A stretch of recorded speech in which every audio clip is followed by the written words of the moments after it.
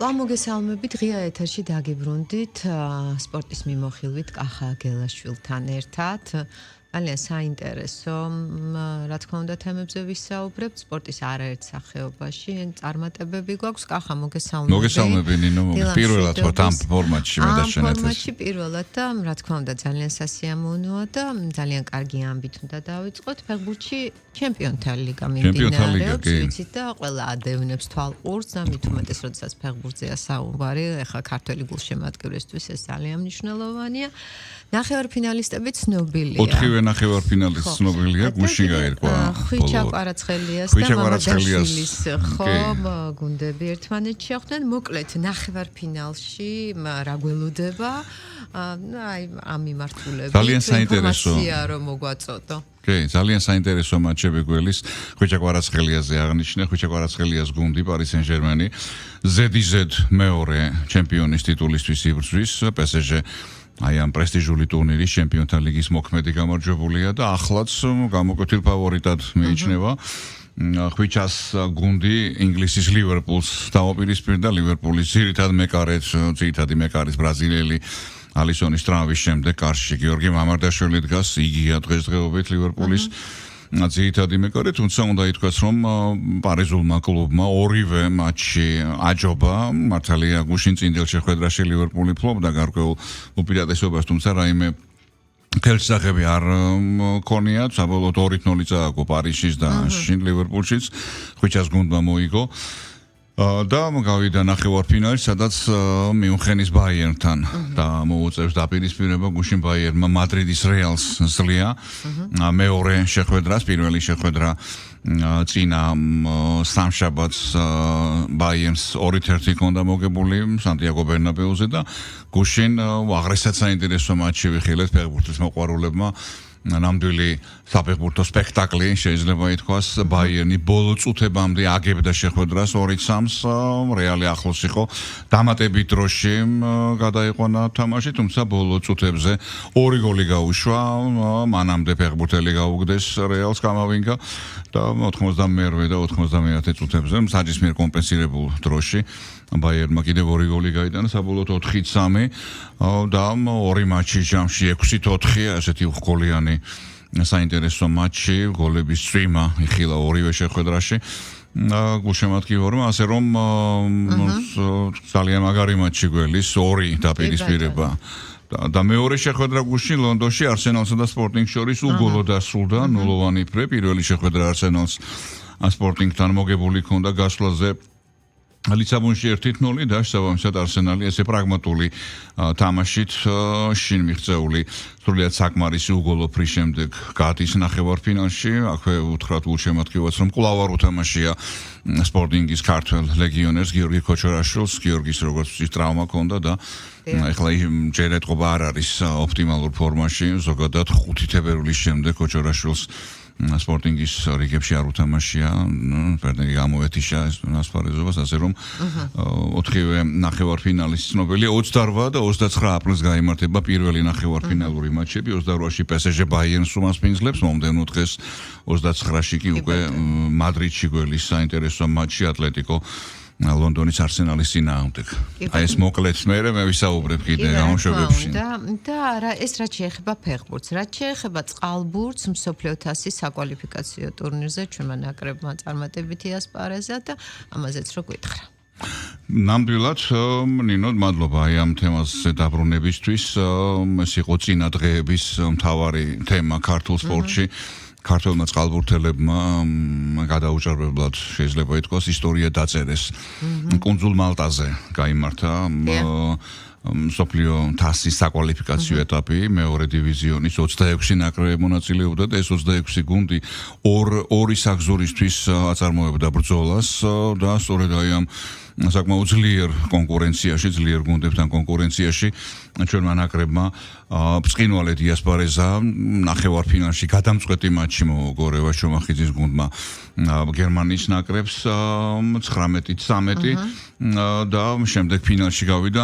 ფინალს მხოლოდ სიმბოლური დატვირთვა ჰქონდა, რა თქმა უნდა ტურნირის მოგება ყველასათვის ნებისმიერი გუნდისთვის საინტერესოა და სასიხარულო, თუმცა მთავარი მაინც იყო აი ფინალში გასვლა, ფინალში დავმარცხდით მონტენეგროსთან 17-19. შეიძლებოდა ამ მაჩის მოგებაც, არ ყავდა დადვანი, არ იყო, გუნდს უკეთესად შეეძლო რა თქმა უნდა, მონტენეგრო არ იყო იმ გუნდებთან შედარებით, ისეთი გაუვალი ბარიერი, თუმცა თავარია ის რომ მიღწეულია წარმატება.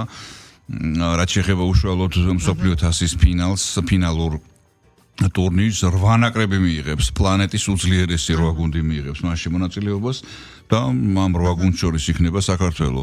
ეს გუნდები არიან ესპანეთი, იტალია, საბერძნეთი, უნგრეთი, ხორვატია, მასპინძელი ავსტრალიაში გაიმართება, მონტენეგრო და საქართველოს ნაკრები. პირველ შეხვედრას ფინალურ ეტაპზე ჩომახიძის გუნდი 23 ივლისს 22-ში იწყება, მაგრამ პირობითად 23-ში ჩვენთვის გამთენი სხვა დროის არტყელია, როგორც ცნობილია. და პირველი მატჩი გვიწევს ესპანეთთან. ესპანეთი არის აი ამ ტურნირის, ანუ მსოფლიო თასის ბოლო 2 გათამაშების გამარჯვებული და ერთ-ერთი მთავარი ფავორიტი. სწორედ აი აქ ესპანეთთან მოგვიწევს თამაში. ეს იქნება საინტერესო და რთული შეხვედრა იქნება. რა თქმა უნდა, თუმცა ის რომ უშანსოთ ვარ და ესპანეთი ფავორიტი არ არის, ძალიან კარგი ნაკრები ყავს. მეოთხედფინალური ეტაპით პლეი-ოფის სისტემით იწყება ტურნირი. ავსტრალიაში, სიდნეიში, ანუ ესპანეთთან მატჩის შემდეგ აი ამ წყვილში გამარჯვებული უნგრეთი, ხორვატიის წყვილში გამარჯვებულს უკვე ნახევარფინალში შეხვდება. ესპანეთის ნაკრების დამარცხება ეს იქნება ქართული წყალბურთის ალბათ კიდევ ერთი უდიდესი მიღწევა და მოკლედ დაველოდოთ 23. წარმატებები რა თქმა უნდა, მივულოცოთ ეს აქ მსოფლიოს 8 საუკეთესო ნაკრებს შორის მოხვედრა ჩვენს წყალბურთელებს და რა თქმა უნდა წარმატებები. კი ბატონო, და ეხლა რაც შეეხება ძიუდოს, ევროპის ჩემპიონატი გაიმართება, ჩვენმა ნაკრებმა კი დღეს იწყება. სწორედ, ხო, და რაც შეეხება საერთაშორისო ტურნირს, რამდენიმე ხნის წინ ჩატარდა და ამაზე რას გვეტყვი, ზოგადად რაც შეეხება ევროპის ჩემპიონატს, როგორი მოლოდინი გვაქვს, საკმაოდ ძლიერი ნაკრები ყავს მსოფლიოში. ტრადიციულად ჭიდაობა და ძიუდო ჩვენი სპორტი, ეროვნული სპორტი. ჩვენი სპორტია. კი, რამდენიმე დღის წინ ჩატარდა თბილისის ტრადიციული საერთაშორისო ტურნირი Grand Slam-ი. საერთოდ ეს ტურნირი, ამ ტურნირს აქვს უდიდესი ისტორია. თბილისში ძიუდოის და საერთაშორისო ტურნირი ჯერ კიდევ 70-იანი წლების დასაწყისიდან იმართებოდა ყოველწლიურად და არაოფიციალურ მსოფლიო ჩემპიონატსაც უწოდებდნენ. მაშინ ძალიან ბევრი დიდი სპორტსმენი ჩამოდიოდა. ევროპის ჩემპიონატზე მეტი დატვირთვა ჰქონდა იმ ხრივ, რომ ევროპის ჩემპიონატზე მხოლოდ ევროპელი ძიუდოისტები მონაწილეობდნენ. თბილისის საერთაშორისო ტურნირზე კი არაერთი ლეგენდა ახსოვს თბილისელ გულშემატკივარს, იგივე იასო ხიროიამასი და ლეგენდა ძიუდოს ყველა დროის ალბათ ერთ-ერთი უპირველესი, მანამ სხვადასხვა როგორც იაპონელი, ასევე სხვადასხვა ქვეყნის კორიფეები და ქართველი ძიუდოისტები ტრადიციულად წარმატებით ასპარეზობდნენ. აი ამ კატეგორიის ტურნირი ჩატარდა რამდენიმე დღის წინ, როგორც შენთხი. და ახლა უკვე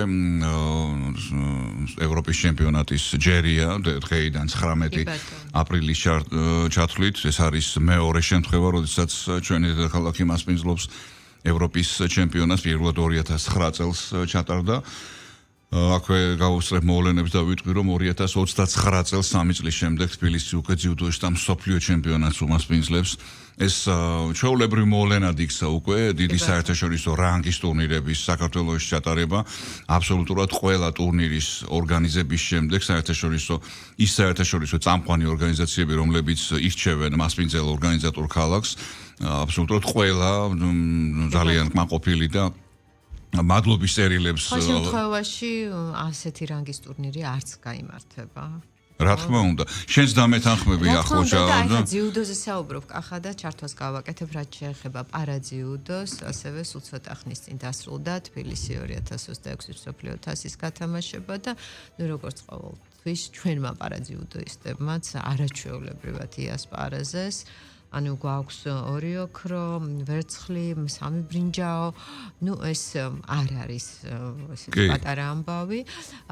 და კიდევ აი იმაზე საუბრობდი, რომ ჩვენს ქვეყანაში უმაღლესი რანგის ტურნირები ტარდება, ასევე პარასპორტში და ეს კიდევ იმის დასტურია, რომ პარასპორტიც უმაღლეს დონეზეა განვითარებული ჩვენს ქვეყანაში, იმიტომ რომ საერთაშორისო სტანდარტით თუ ყველა პირობას არ აკმაყოფილებ, გამორიცხულია, რომ ისე ჩატარდეს აი ესეთი ტურნირი, ხო?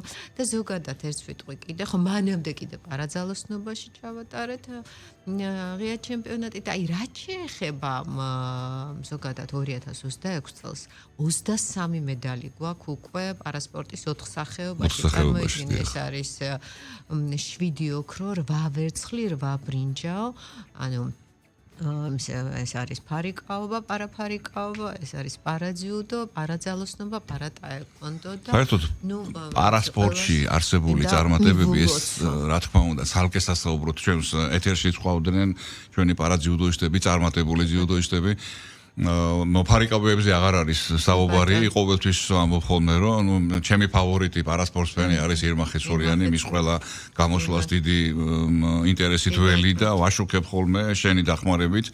ყველა დეტალურ ინფორმაციას მაწვდის თვითფასო მეგობრებო ნინო პარასპორტში მიმდინარე სიახლეებს და იგივე ამ თემის გაგრძელებაზე შემიძლია ვთქვა, რომ არა მარტო ვთქვათ, აი ხა ძიუდოისტთა ტურნირია, დღეს ევროპის ჩემპიონატია პირველი მედლების კომპლექტები გათამაშდება ორ წონაში, ორ ვაჟთა წონაში და ორ ქალთა შორის და დილის 10-10 და 30 წუთზე იწყება.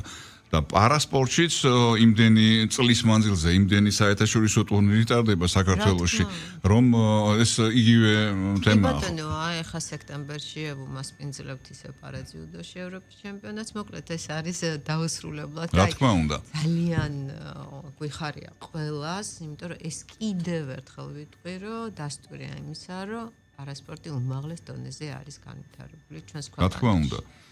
ეს ყველაფერი არის, რა თქმა უნდა, პირველ რიგში ის, რა თქმა უნდა, ის არის, რომ სპორტსმენები ყავს სხვადასხვა სახეობების წარმატებული და ამას ემატება ის საორგანიზაციო მხარე, რომელშიც გაიწაფა უკვე ჩვენი ქვეყანა. კი ბატონო, ანუ სპორტსმენზე, პარასპორტსმენზე მოდის აი ამ გამარჯვების ლომის წილი, მაგრამ ამ ადამიანების უკან, ხო, დგანან მწვრთნელები, დგანან ანუ სტაფის წარმომადგენლები თუნდაც აი ეს როდესაც ასეთი რანგის ტურნირი ტარდება ქვეყანაში ტურნირები ძალიან ბევრი ადამიანი ჩართული ამ პროცესში ხო და ზოგადად გუნდური მუშაობის პრინციპი ყოველთვის ამართლებს და კიდევ ყველა ადამიანს სპორტის პარასპორტის მესვეურს ყველას მადლობა უნდა გადაუხადოთ აი ამ ხელა გაწეული შრომისთვის და გარდა იმისა ჩვენს ქვეყანაში ერთი როდესაც ჩვენს ქვეყანაში თან ჩემპიონი ხდები იმარჯვებ და შენი დროშა ფრიალებს ჰიმნი ჟღერს და მით უმეტეს როდესაც სხვაგან კიდე რა თქმა უნდა. ნუ როგორც სპორტში, ასევე პარასპორტში ხო რა არაერთ გზის აღღერებულა უმაღლესი რანგის ტურნირებზე ჩვენი ჰიმნი და აწეულა დროშა. ამაყი ხარ. რა თქმა უნდა. და ამას ემატება ის ინტერესი უშემატკივრის მხრიდან, რომელიც საერთოდ სპორტული შეჯიბრებების ასეთი წარმატებულად ჩატარება მარტო საორგანიზაციო კუთხით არა, იგივე მონაწილე სპორტსმენების, ადგილობრივი სპორტსმენების, პარასპორტსმენების, ადამიანების, მწვრთნელების აი ეს ყველაფერი არის ერთგვარ სინთეზში საერთოდ სპორტის წარმატებასთან, სპორტის ახალისებასთან ის რომ უნდა გამოგჩეს ექიმები. რა თქმა უნდა, ესეც თალკე თემაა, არა? და საერთოდ წარმატება სპორტში რომელ ქვეყანას აქვს, სადაც სპორტი და აი ეს სპორტული აქტივობა არის წარმატებული. ჩვენთან ეს ბოლო პერიოდში შეინიშნება, რა თქმა უნდა, იმდენი ახალგაზრდა თქვათ, ეს სპეციალურ სამოედნებზე იქნება თუ რა, ადრე არ შემენიშნებს ხოლმე, ახლა რაც უფთან გაზაფხული, თბილი ამედები მოდის, ძალიან ბევრი ადამიანი ინტერესდება და გადადის აი სპორტულ აქტიურ სპორტულ ცხოვრებაზე. ეს არის ჯანსაღი ცხოვრება. რა თქმა უნდა, და ამას ხელს უწყობს აი ეს საერთაშორისო ტურნირები. იცი რა არის, აუცილებლად ესეც უნდა ვთქვათ, რომ ყველაფრის უკან სახელმწიფო დგას, ხო? იმიტომ რომ არა სახელმწიფო წარმოუდგენელია, რომ აი ესეთი შედეგები დაიდოს, თუნდაც იქიდან გამომდინარე, რომ სახელმწიფო აფინანსებს ხო ამ ყველაფერს. აგერ პარაძიუდოზე ვისაუბრეთ ჩვენ ეს თბილისი არენაზე, ახალ არენაზე, სადაც რამდენიმე ცოტა ხნის წინ გაიმართა ძიუდოისტთა და მიყვა პარაძიუდოისტთა ტურნირი, რაზეც პარაძალოსნობა და მეორე პარაძიუდო. კი, რაზეც ისაუბრე და პარაძალოსნობა ხუალინგში გაიმართა, ჩატარდა და არენაზე ჩატარდა პარაძიუდო. ვიცი, მიყვა ეგრევე, მე დავესწარი ორივეს, ერთსაც მეორესაც და არის ჩვენ პარაძიუდოისტები რომ ყავდა იმის შემდეგ ძალიან ესეთი გამოხმაურება იყო დადებითი და რამდენიმე მსმენელმა დარეკა რომ კიდევ როდის მოგვეცემა მათი მოსმენის კი უყურებთ ვიხარია მათი წარმატებები თუმცა უფრო აქტუალური და უფრო თქვათ ის რო იყოს და ჩვენ მაყურებელს რა თქმა უნდა ვპირდებით რომ პარასპორტსმენები ძალიან ხშირად გვეწვევიან ეთერში და ჩვენ ვისაუბრებთ მათ წარმატებებზე ახლა დავასრულოთ დღეს მოდი ხო ჩვენ სპორტსმენებს წარმატებები ვუსურვოთ შენ მადლობა ესეც საინტერესო დიდი მადლობა ნინო საინტერესო გადაცემის საინტერესო თანაწამყნობისთვის კიდევ ერთხელ აღნიშნე რომ ეს იყო ჩვენი პირველი ერთობლივი ეთერი აი ამ ფორმატში და საკმაოდ საინტერესო და დატვირთული საინტერესო თემებზე ვისაუბრეთ ძალიან დიდი მადლობა შენ და ჩვენ მაყურებელს მსმენელს ვეტყვი რომ სულ მალე დავუბრუნდები სტუმართან ერთად